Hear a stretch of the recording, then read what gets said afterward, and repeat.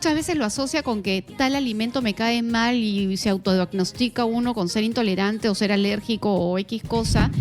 O a veces simplemente lo asociamos a que tengo una enfermedad, tengo un problema de salud y uno empieza a sentirse mal y uno va de sitio en sitio y no encuentra la causa, ¿no? Cuando en realidad muchos de esos problemas tienen que ver con los hábitos de alimentación, con una dieta tal vez mal distribuida, pero creo yo que gran mayoría de los problemas tiene que ver con hábitos que de repente para mi vecino o incluso mi hermano le va bien, pero para mí no tanto, ¿no? Claro, ahí va a entrar, podría tener que ver también con alimentos que mi cuerpo no tolera. También, claro, ¿Correcto? es una posibilidad. Entonces, a partir...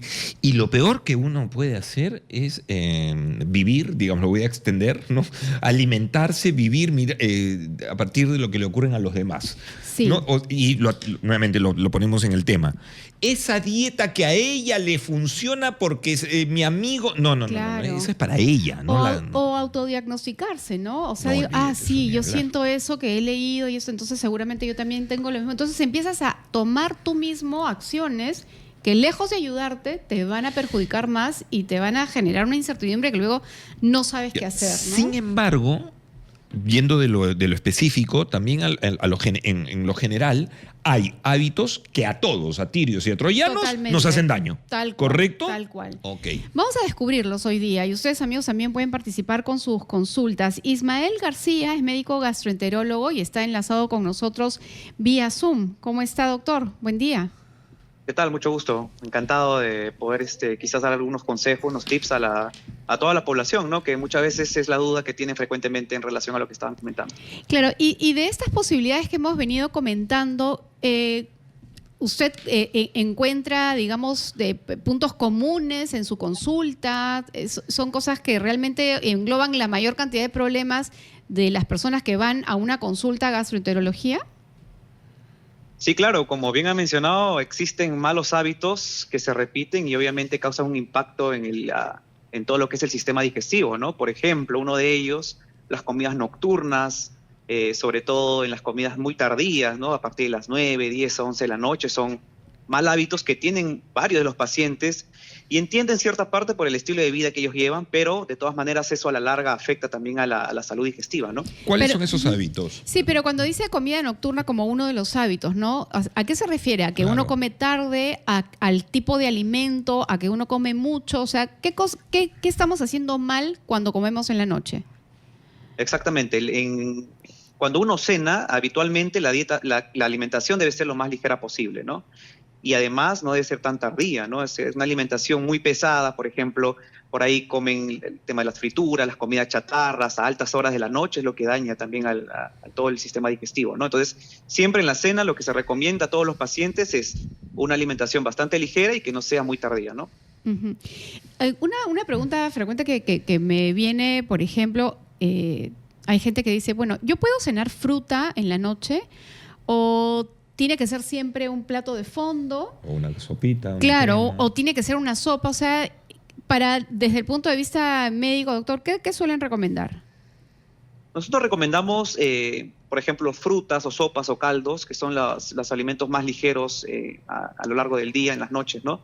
Porque son alimentos que no van a permitir una digestión tan fuerte para el estómago. Recordemos que el estómago pues digiere los alimentos, pero no todos los alimentos tienen igual digestión. Por ejemplo, las comidas muy pesadas como las grasas, las carnes rojas, el chancho, ¿no? Son comidas que al estómago le cuesta, y más aún si es que nosotros nos alimentamos en la noche y de manera tardía, ¿no? Entonces siempre se recomienda esos tipos de alimentos, frutas, verduras, un caldito, una sopita, que es lo más recomendable en la cena, ¿no? Claro, algo ligero, y además, si no me equivoco, la otra recomendación es como máximo 2 horas antes de dormir. Uh-huh. Exactamente, ¿no? Es otro mal hábito. A veces nosotros comemos una comida muy pesada e inmediatamente nos acostamos, ¿no? Entonces estamos con toda la producción del ácido y todo ese ácido, pues, en vez de ir por gravedad hacia abajo, refluye, ¿no? Entonces ahí se denomina lo que es el reflujo gastroesofágico. Entonces, como bien dice, pues se recomienda al menos 2 horas de intervalo entre la cena y al momento de acostarse, ¿no? Para evitar esas molestias. Así es. Claro, entonces aquellas personas que tienen reflujo, recuerda, doctor, cuál es el síntoma clásico, ¿no? Para que la gente identifique, ok, esto que siento podría ser simplemente porque como tarde o porque mi comida es pesada. Así es. Las molestias... Sí. ¿Cuál es el otro hábito que nos juega en contra, ¿no? Hábitos cotidianos que dañan nuestro sistema digestivo, nuestro aparato digestivo. Por ejemplo, combinar las comidas grasosas o copiosas con el alcohol, ¿no? Eso es fatal, ¿no? Porque estamos dando un combo explosivo al estómago, porque irrita la mucosa del estómago e incluso no solo daña a nivel estomacal, sino también a nivel hepático. Recordemos que el alcohol afecta directamente al hígado. Recordemos que el alcohol es el principal desintoxicante de nuestro organismo, entonces el alcohol también produce a la larga fibrosis, rigidez y hasta cirrosis. Entonces, o sea, mi parrillada con vinito, no. No es recomendable. Yo siempre digo a los pacientes, o sea, quizás no hay que satanizar al tema de los alimentos, porque cada alimento cumple un rol importante, pero cuando va el tema es que cuando ya nosotros comemos en exceso y de manera permanente. Es ahí donde ya se producen las enfermedades digestivas, ¿no? Pero un gusto temporal, específico, claro está, pero y hacerlo persistente es lo que ya molesta, ¿no? Lo que daña. Claro, cuando solamente un poco para regresar rapidito al tema de la comida en la noche, dijo que esto, una de las consecuencias es tener reflujo. Iba a decir justamente cuáles son esos síntomas clásicos para que la gente los reconozca. Sí, efectivamente, el reflujo en los pacientes por lo general nos vienen porque, doctor, siento ardor en la boca del estómago, ¿no? La clásica, ¿no? O doctor, por ejemplo, siento vinagrera, ¿no? Lo traducen como vinagrera, esa sensación de acidez, de quemazón, ¿no? Que refluye a nivel de todo el esófago. Entonces, de esa manera los pacientes se aquejan, ¿no? Entonces, les recomendamos pues que mejoren ciertos alimentos porque hay alimentos que efectivamente producen mayor reflujo que otros alimentos. Entonces, ahí donde la parte nutricional creo yo que es la base de todas estas, o la mayoría de patologías digestivas, ¿no? Doctor, ¿y cuáles serían esos alimentos que no recomienda si es que se tiene reflujo? Siempre recomendamos a los pacientes evitar comidas muy picantes, ¿no? Todo lo que son ajíes, rocotos, ¿no? Eso irrita y directamente a la mucosa del estómago, produce mayor acidez y obviamente el reflujo también. Por ejemplo, las grasas, como les mencioné, el alcohol directamente también aumenta el reflujo, el café, el chocolate, ¿no? Y alimentos muy cítricos como el limón, también en un paciente que ya tiene predisposición, esos alimentos, al menos en una primera etapa, deben limitarse, ¿no? Y las frutas, acostumbramos inmediatamente después del almorzar comer una porción de frutas. ¿Eso es correcto o deberíamos distanciarla del almuerzo? Siempre es bueno tener breaks entre desayuno-almuerzo, almuerzo-cena, ¿no?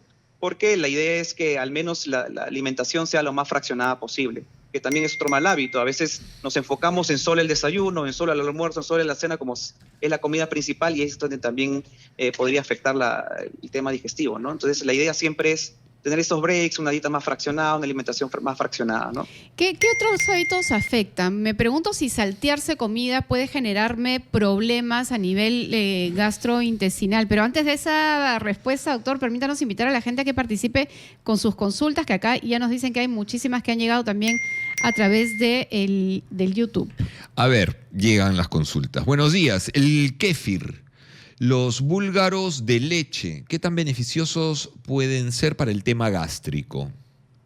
Sí, en relación a ello, tiene bastante probióticos, ¿no? Recordemos que también todo el tracto gastrointestinal está habitado de la microbiota, lo que llamamos el microbioma, ¿no?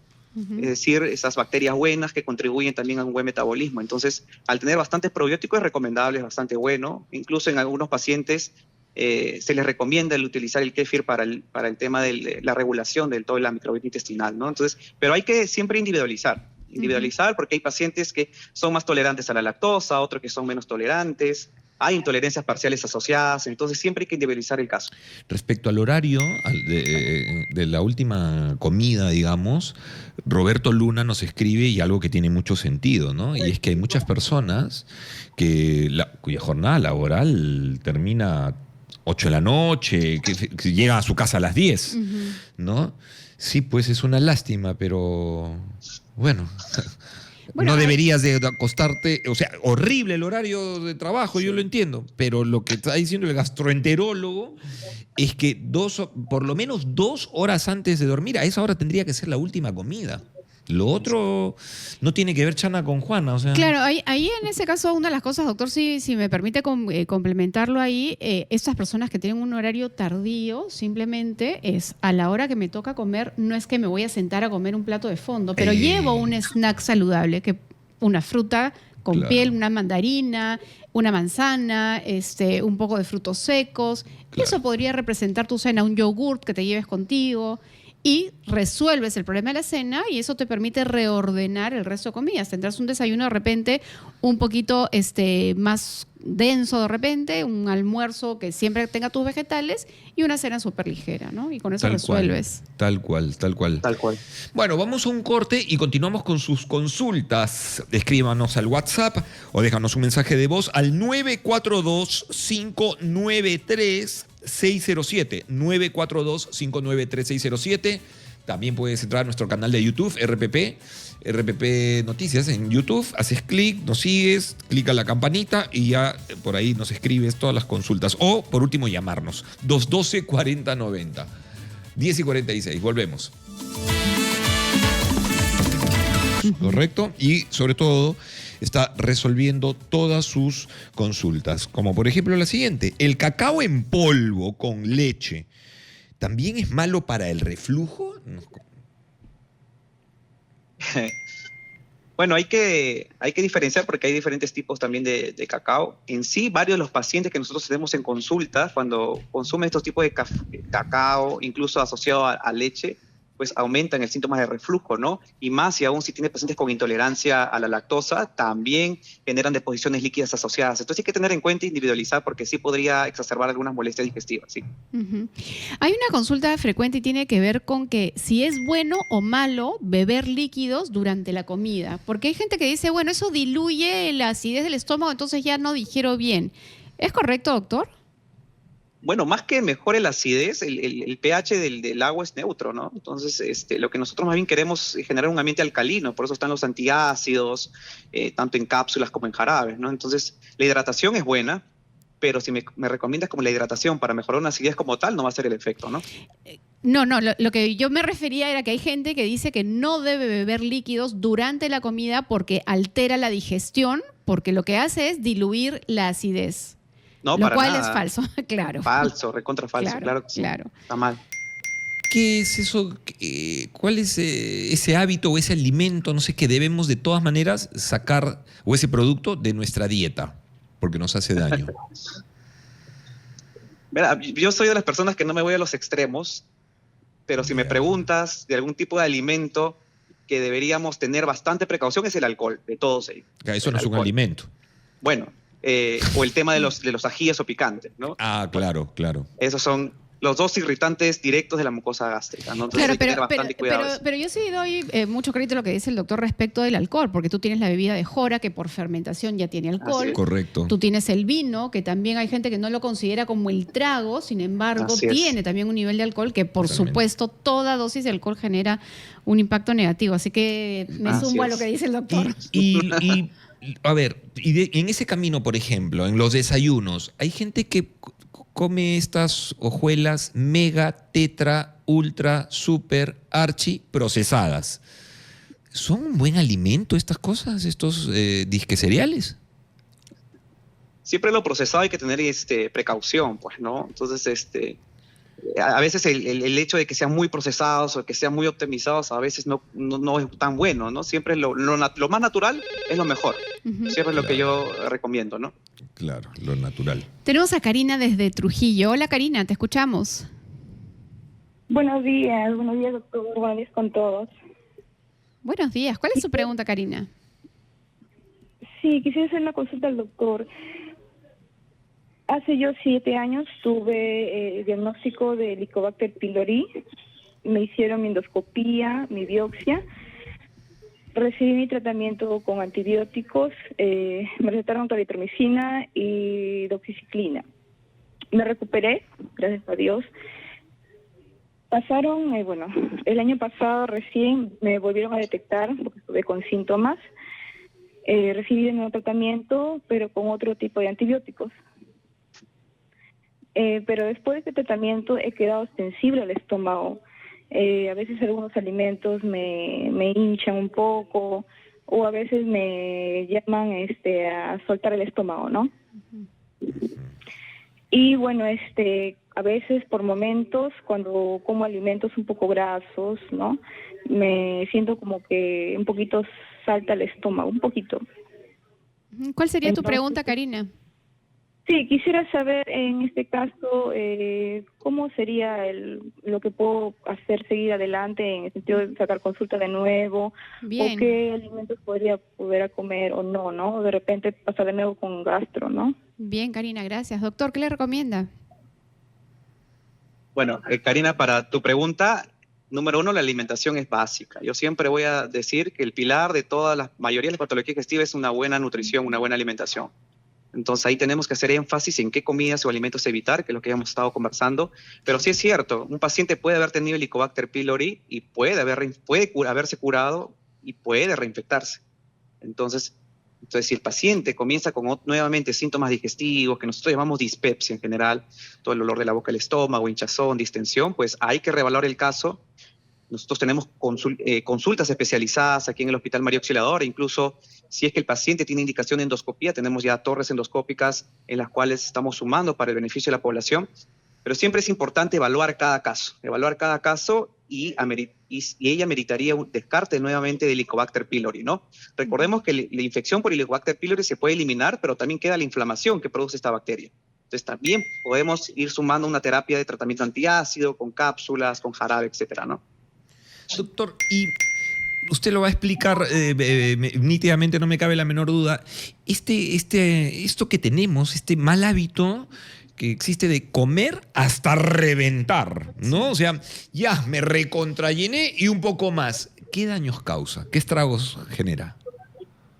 Mire, el estómago está preparado para una alimentación adecuada, balanceada. Sobrepasarnos a eso hace que pues haya un retardo en el vaciamiento gástrico, el estómago, para que entiendan, trabaje más y por lo tanto genere una inflamación crónica. Adicionalmente, los alimentos que entran pues pueden tener por ahí Helicobacter pylori y esto puede sumar a una infección. Entonces puede exacerbar mucho más un tema, una gastritis, un reflujo, puede dañar directamente al hígado. Al hígado, lo que ahora vemos muy frecuentemente del hígado graso, que de verdad es una enfermedad que estamos viendo cada vez con más frecuencia, ¿no? Doctor, hay muchas situaciones que la gente empieza a adoptar porque se alimenta a veces de redes sociales, ¿no? Por ejemplo, tomar agua con limón en las mañanas, en ayunas, o tomar simplemente zumo de limón en ayunas, o vinagre, que también es otra que suelen hacer. ¿Es bueno o malo para la salud digestiva? Es malo, pues más aún si un paciente ya tiene predisposición, como menciona, el reflujo, paciente que ha sido diagnosticado de gastritis, no está bien controlado, entonces sumar un cítrico, pues exacerba aún más la molestia. Entonces en estos pacientes hay que siempre nosotros educamos bien, cuando vienen a consulta aquí en el Hospital María Auxiliadora, lo educamos bien, incluso pasan por nutrición, para que el especialista también le dé mayor detalle de qué alimentos evitar, qué otros alimentos pueden consumir. Entonces, por ejemplo, como usted dice, siempre hay que tener en cuenta con esas ideas que vemos en las redes sociales, porque muchas veces esto puede ser contraproducente y hay que tener cuidado. Yo siempre digo, hay que consultar al especialista y por A o B, si hay alguna duda, para eso estamos nosotros como médicos especialistas, para poder orientarlos, pero que no vayan a la primera pues a hacer lo que dicen en la redes, ¿no? Doctor, ¿y cuál es el motivo más frecuente por el cual la gente se llena de gases? Mira, la dispepsia, infección por Helicobacter pylori, la gastritis, ¿no? Pacientes siempre se llenan de gases. También tenemos pacientes con colon irritable, que se denomina un síndrome de intestino irritable, que también pueden ir asociados con distensión, con llenura, con sensación de gases, ¿no? Pero la gastritis, la dispepsia, la cabeza. En el camino de los malos hábitos, digamos, comienzan desde el desayuno, porque, a ver, le damos mucho de lo mismo a nuestro cuerpo, en el caso del azúcar, por ejemplo, porque si le metemos estos cereales dulces, le metemos pan blanco, mermeladas, el pan con la mermelada, el jugo, eso es una sobredosis de azúcar. O sea, ¿tendríamos que elegir una de todas en todo caso o no? Claro, como bien lo dices, pues el exceso de azúcar es dañino, también causa inflamación, también genera gases. Te cuento que el exceso de azúcar, y si es que no hay un buen gasto energético, el exceso de azúcar en el cuerpo se metaboliza en grasa. Claro. Entonces que a la final hay un efecto no solo a nivel gástrico, sino también a nivel hepático. Entonces también dice, podemos desarrollar hígado graso asociado, ¿no? Ujú. Aquí hay una consulta bien interesante. Dice, buenos días, ¿a qué se debe que uno con el transcurso del día sufre de hinchazón de barriga, pero al levantarse está normal? Ujú. Muchas veces tiene que ver con el ritmo circadiano de la acidez gástrica. Recordemos que también la acidez no se produce de manera equilibrada o igual en el transcurso del día. La acidez siempre aparece antes de las comidas, ¿no? También se produce durante la noche, también hay mayor producción de ácido. Entonces, generalmente algunos pacientes mencionan, ¿no?, que tenemos en la consulta en el hospital, pues que se sienten más ligeros en las mañanas y conforme transcurre el día, pues se sienten más distendidos, con mayor hinchazón, mayor reflujo, ¿no? Porque muchas veces también el hábito es al revés, o sea, en el desayuno comen muy ligero, en el almuerzo también quizás, y en las cenas donde aprovechan en comer algo muy pesado, ¿no? Entonces invierten las prioridades en la alimentación y eso es donde ahí afecta pues también el tema de la acidez, ¿no? Ahí hay un dicho, ¿no? ¿Cómo es? Desayuna como príncipe, almuerza como rey y cena como mendigo. Sí, yo Que creo tiene que ver con las proporciones, con las cantidades. Sí, totalmente. Tal cual, de Proteína en el desayuno, doctor, ¿es necesario? Claro, claro. Siempre recomendamos, por ejemplo, las tortillas de huevo, ¿no? Un huevo es una proteína, es importante consumirlas en la alimentación, en el tema del almuerzo también aún más, ¿no? Pero sí, las proteínas son necesarias, así Ok. como los carbohidratos también, ¿no? Acá preguntan también, en el caso de una persona intolerante al gluten, ¿cómo se manifiesta esto y qué alimentos no debe consumirse? Claro, en la intolerancia al gluten también tenemos casos de pacientes, pues, ¿cómo se manifiesta? Los síntomas de la misma manera incluso pueden ser superpuestos, ¿no? El paciente genera distensión, hinchazón cuando comen derivado del gluten, como la cebada, el trigo, ¿no? Y también algunos de ellos, en casos muy extremos, incluso generan diarreas, ¿no? Por el tema de que ingresan el gluten y por no hay una absorción adecuada, el cuerpo lo transforma en diarrea. Entonces, siempre con diarreas líquidas persistentes, que no mejoran los tratamientos convencionales, pacientes que comen derivados de la cebada, por ahí del trigo, y vemos que les genera mayor molestia, entonces sospechar en esos pacientes probable intolerancia al gluten, incluso si con una indicación adecuada se puede realizar endoscopías, que es lo que también realizamos en el Hospital María Auxiliadora, ¿no? Ha llegado un mensaje de voz, bueno, varios, uno la verdad, a nuestro WhatsApp, 942-593-607.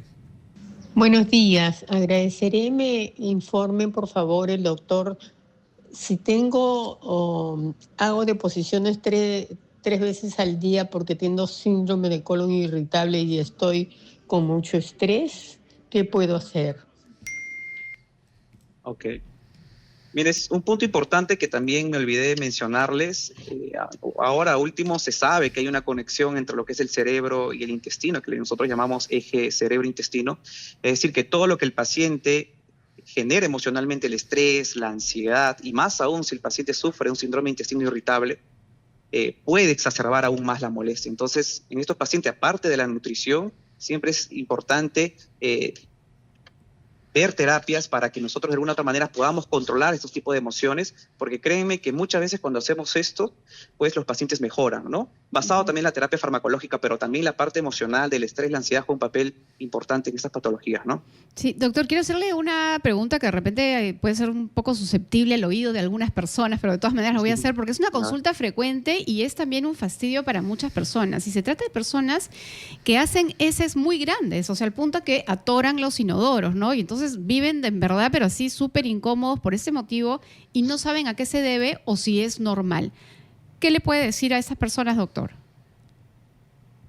Bueno, el calibre de las heces puede ser variable, ¿no? Nosotros no vamos a tener un mismo calibre en todos los seres humanos porque somos variables. Hay colon, que llamamos el dólico colon, son cólicos más grandes, ¿no?, de mayor diámetro, que incluso ponen en riesgo a que el paciente sufra de estreñimiento. Y son pacientes que tenemos aquí en la consulta en el Hospital María Auxiliadora, son pacientes que son difíciles de controlar, ¿no?, porque presentan estreñimientos refractarios a las terapias convencionales. Pero eso depende, varía. Incluso cuando se hace una colonoscopía por alguna otra indicación, vemos estos dólicos megacolon. Sobre todo en pacientes de la sierra están mucho asociados, quizás por el tema de la alimentación, que ellos llevan también pero más que el grosor es lo que le genera al paciente. Si es que el paciente le genera estreñimiento o que asociado hay sangrados o otros signos de alarma, ahí hay que poner precaución para poder hacer algunos exámenes adicionales, ¿no? Ujú. Bien, doctor, muchísimas gracias por haber estado con nosotros. Ha sido el doctor Ismael García, médico gastroenterólogo. 11:03. Vamos a escuchar el gran resumen de la hora y volvemos. Esta secuencia llegó gracias a Estudia Medicina.